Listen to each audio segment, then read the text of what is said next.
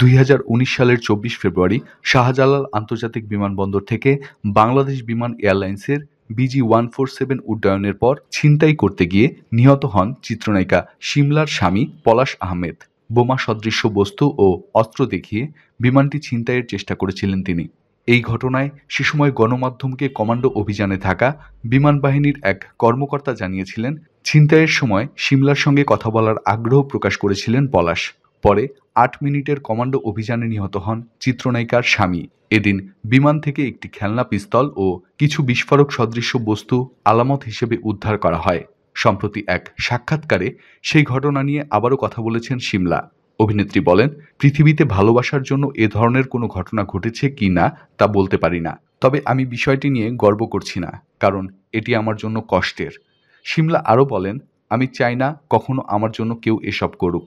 বেঁচে থাকতে আর কখনো এমন ঘটনার মুখোমুখি হতে চাই না। আমাকে ভালোবাসলে একটা ফুলই যথেষ্ট।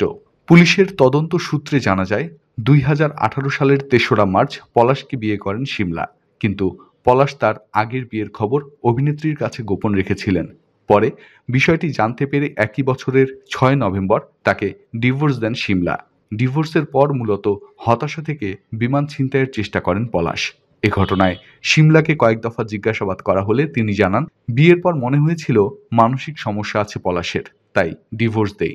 তবে কী কারণে বিমান ছিনতাইয়ের চেষ্টা করেছিলেন তা বলতে পারছি না।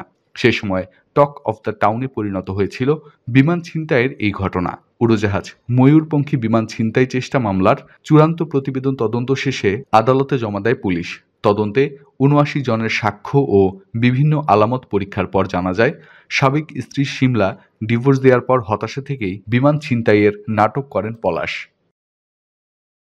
এরকম আরও অনেক ভিডিও পেতে নিউজ এক্সপোজার টিভির সাথেই থাকুন।